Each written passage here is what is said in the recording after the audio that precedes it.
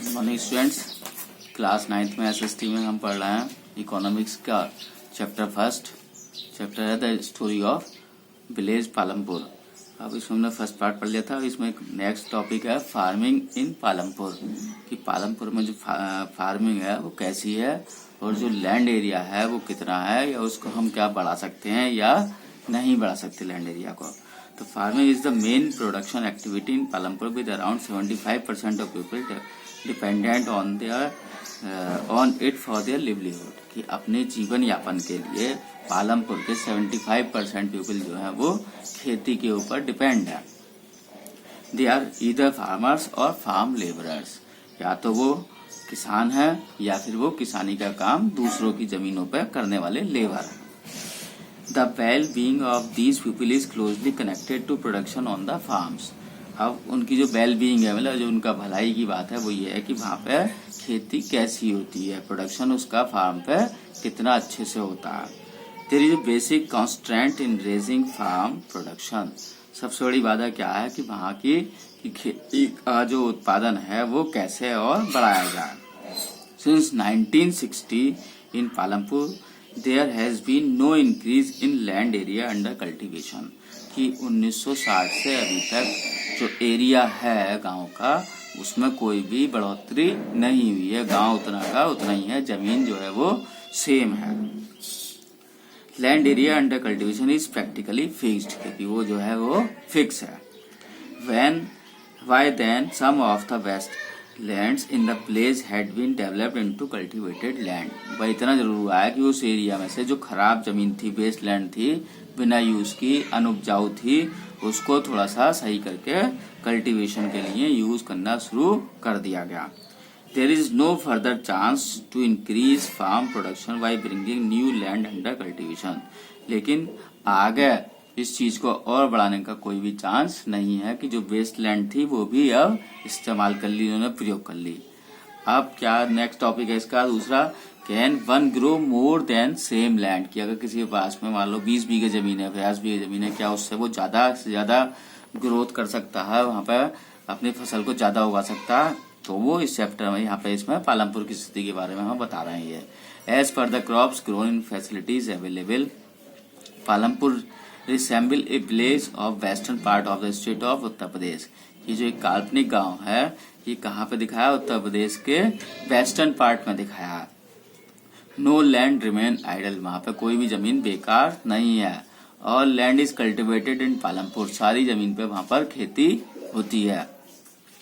The main reason why farmers are able to grow 3 different crops in this year is Palampur is due to well developed system of irrigation.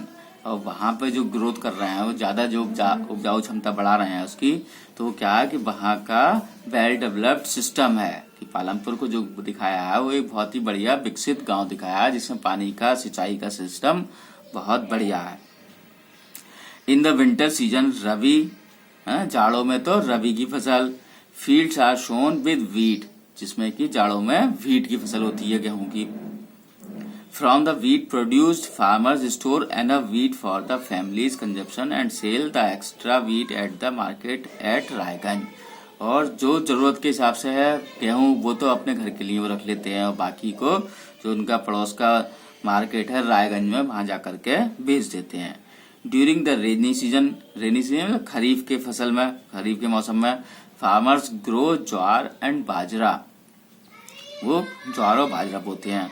These plants are used as cattle feed, और ज्वार बाजरा जो है वो जानवरों के खाने के काम में आता है। It is followed by cultivation of potato, और उसके बाद में वो पटेटो की खेती करते हैं, आलू की खेती करते हैं। A part of the land area is also reserve for sugarcane which is harvested once every year. कुछ हिस्से पे वो अपनी जमीन के शुगर केन को भी लगाते हैं, गन्ने को, और वो पूरे साल में होती है। Sugarcane in its raw form और as jaggery is sold to the traders in Shahpur. और शुगर केन जो है या तो कच्चे ऐसे ही गन्ना ऐसे ही साबुत गन्ना भेजते हैं, या फिर उसको गुड़ बना करके, जैगरी मीन्स गुड़ बना करके वो शाहपुर के मार्केट में बेचते हैं। The key reason why farmers can grow 3 different crops in a year in Palampur is that properly developed system of irrigation. तो इस सब का जो 3 फसलें ले रहे हैं वो मेन रीजन क्या है कि वहां पे इरिगेशन सिस्टम है। सही है। Electricity came early into Palampur, its major impact was to change the system irrigation, कि लाइट की व्यवस्था वहां बहुत पहले से हो गई, इसी वजह से वहां का इरिगेशन सिस्टम भी अच्छा हो गया।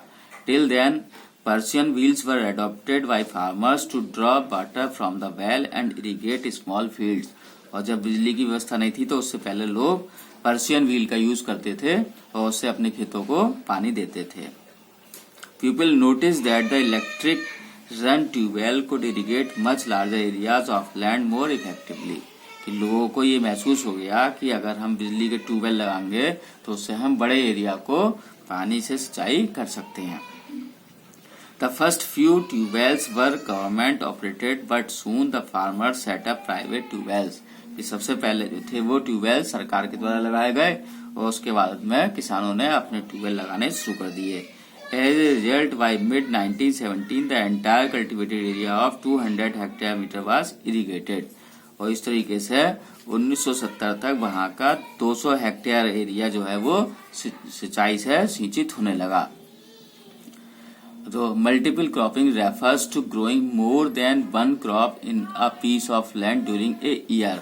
ये क्वेश्चन का आंसर बनेगा कि मल्टीपल क्रॉपिंग क्या होती है, कि एक साल में एक से ज्यादा फसलें उगाना एक ही फील्ड पर, एक ही मैदान पर, खेत पर, तो वो मल्टीपल क्रॉपिंग कहलाती है। It is the most common way of increasing production on a fix piece of land, कि यही एक कॉमन मेथड है कि एक फिक्स लैंड पे किसी के पास में कोई 2 बीघा खेत है, उस खेत पे अगर खेती करनी है तो उस पे बार बार वो अलग अलग वैरायटी की क्रॉप उगा सकता है। All farmers in Palampur grow at least 2 major crops, many are producing potato as the third crop in the past 15 और 20 ईयर्स। कि कम से कम वहां पर 2 क्रॉप्स जो है वो लोग उगाते हैं और जो तीसरी क्रॉप उगाने वाले लोग हैं 15 सालों से या 20 सालों से, वो आलू की फसल भी वहां पर करते हैं। That's all, beta.